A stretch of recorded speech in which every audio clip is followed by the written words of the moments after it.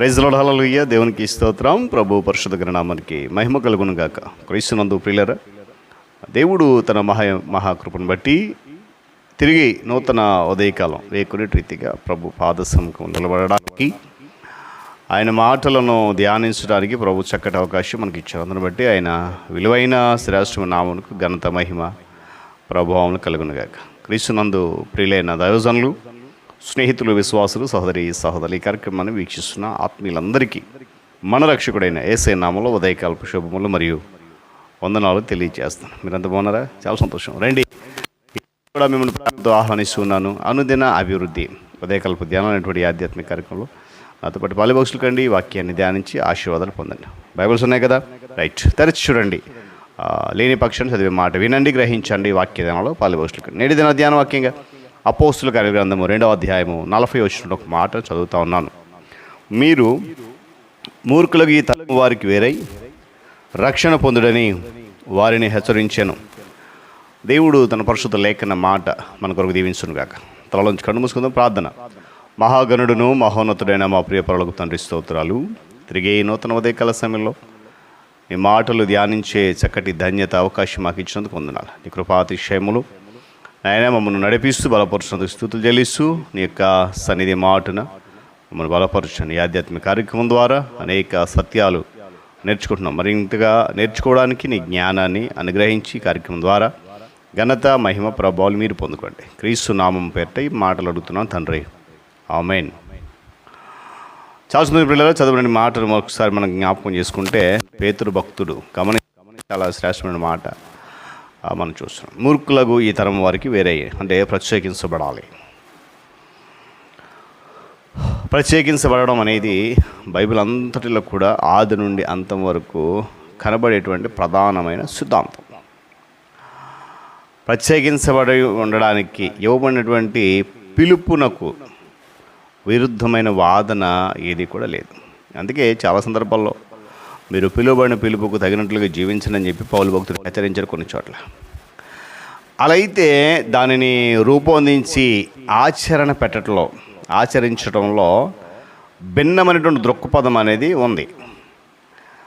ఈ గందరగోళం నుండి తప్పించుకోవడానికి దైవభక్తి లేని వారితో మనము ఎలాంటి సంబంధం కలిగి ఉండాలని దేవుడు కోరుకుంటున్నాడో మనము ఆలోచించాలి, గమనించాలి. చూడండి, ఈ సృష్టిలో మానవులందరూ కూడా భాగం కనుక దేవుని యందు భక్తి గలవారు ఉన్నారు, భక్తి లేని వారు కూడా ఉన్నారు. అందరూ దేవునికి చెందినవారే. వీరందరినీ దేవుడు ఒకే రీతిగా ప్రేమిస్తున్నాడు, గమనించాలి.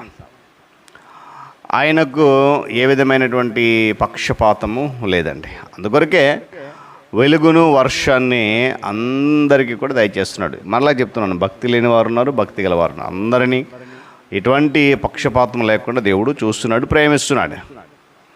దేవుని సంతానముగా సమస్తమైనటువంటి మానవ జాతి ఆయన యందు ఉనికి కలిగి బ్రతుకుతూ ఉంది, చలిస్తూ ఉంది. ఆయన ఏ మానవునికి దూరంగా లేడండి. అందరికీ కూడా సమీపంగా ఉన్నటువంటి దేవుడు ఆయన.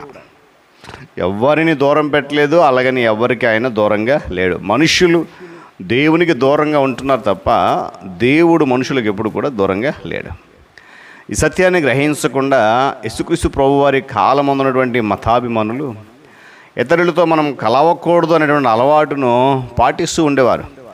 కానీ ఆయన పాపులతోనూ దైవభక్తి లేని వారితో కూడా స్వేచ్ఛగా కలిసి తిరిగినప్పుడు, స్వేచ్ఛగా సంచరించినప్పుడు ఆయనకు వారు పెట్టిన పేరు ఏంటంటే, ఈ వ్యక్తి పాపులకు స్నేహితుడని పరిహాసమైనటువంటి నామముతో, అనగా పేరుతో పిలువబడ్డాడు. వీళ్ళు గమనించండి, పాపులతో కలిసి వారి విందులలోనూ ఉత్సవాల్లోనూ పాల్గొనడానికి ఆయనకు ఎలాంటి సమస్య లేకుండా పోయింది. మరి ఈరోజు ఆయన బిడ్డలుగా పిలువబడుతున్న మనకెందుకు ఎలాంటి సమస్యలు? దేవుడు ప్రత్యేకంగా ఉండమన్నాడు, ఓకే, ప్రత్యేకంగా ఉండాలని చెప్పి ఏకాగా ఉండిపోవడానికి దేవుడు ఇష్టపడ్డాడు. ఆయన వచ్చాడు, ప్రత్యేకించబడిన వాడిగా వచ్చాడు, కానీ ఏకాకి లేడు. అందరితో కలిసిమెలిసి ఆయన సువార్తను పంచుతూ దేవుని రాజునికి అనేక మందిని వారసులుగా చేసినటువంటి సందర్భాన్ని మనం అక్కడ చూస్తూ ఉన్నాం. దేవునికి స్తోత్రం కలుగును గాక. పిల్లరా, మనము కూడా నేటి దినాల్లో ప్రజలతో సాధారణమైనటువంటి సామాజిక సంబంధాలను కొనసాగించాలనేటువంటి విషయాన్ని ఈ మాటల ద్వారా గ్రహించాలి. సమాజంతో శత్రుత్వం పాటించడం అనేది చాలా ప్రమాదకరం అండి. ఎందుకో తెలుసా? ఆత్మీయత కాదది. మనము కేవలము అవినీతికరమైనటువంటి చెడ్డమైనటువంటి లౌకిక విధానాలను నేర్చుకోకుండా ఉండడానికి జాగ్రత్త పడాలి తప్ప, సాధారణమైనటువంటి సామాజిక సంబంధం కొనసాగించే విషయంలో సమాజంతో ఎలాంటి శత్రుత్వాన్ని మనం పాటించదనేటువంటి సత్యాన్ని గమనించాలి. వాక్యం ద్వారా ఇతరులతో కలవని వారికి ప్రీతిపాత్రమైనటువంటి కొన్ని వాక్యాలు ఉదహరించబడ్డాయి దేవుని యొక్క వాక్యంలో, బైబిల్ గ్రంథంలో. ఈ లోక స్నేహము దేవునితో వైరము అని చెప్పబడింది. అంతేకాకుండా ఇది నరహత్య, పోరాటము, పాపభూయిష్టము, సుఖానుభూతులు అని చెప్పి తెలవబడింది. అంటే వారి నుండి వెలుపలికి వచ్చి ప్రత్యేకంగా ఉండండి అని చెప్పి వాక్యం జ్ఞాపకం చేస్తుంది. ఇది విగ్రహారాధన నుండి సంపూర్ణంగా విడిపోయే నిమిత్తం ఇవ్వబడినటువంటి ఒక పిలుపు. గమనించాలి. దుష్ట సాంగత్యము మంచి నడవడిని చెడుపున వాక్యం జ్ఞాపకం చేస్తుంది. పిల్లలు, ఇది పునరుద్ధానము లేదనే భౌతికవాదాన్ని, హేతువాదానికి విరుద్ధం ఇవ్వబడినటువంటి హెచ్చరికగా ఉంది. దేవుని స్తోత్రం కలుగును గాక. పిల్లల, మనము కొందరిని క్రైస్తవ సహవాసంలోనికి సర్వసాధారణంగా మన స్నేహితుల నుండి తీసుకుంటూ వస్తాం. ప్రభు అంటున్నాడు, మనుష్యులను పట్టు జాలరులుగా మనుషుల్లో స్నేహితులై ఉండాలనే విషయం జ్ఞాపకం చేస్తాం.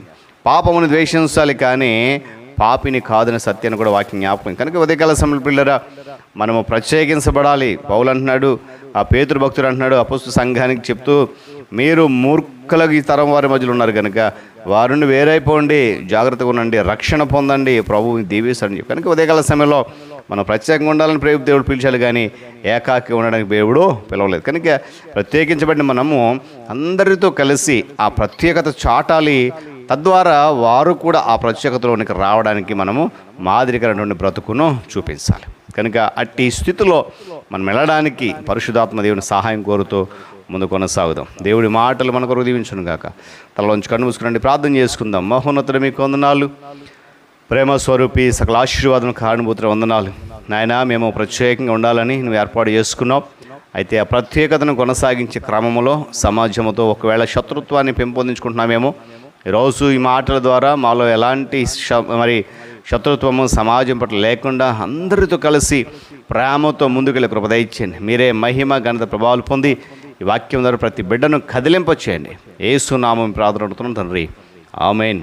త్రియేక దేవుని దీవెన, ఆయన సన్నిధి కాపుదల సదాకాలము మనందరికీ తోడేండు నడిపించును గాక.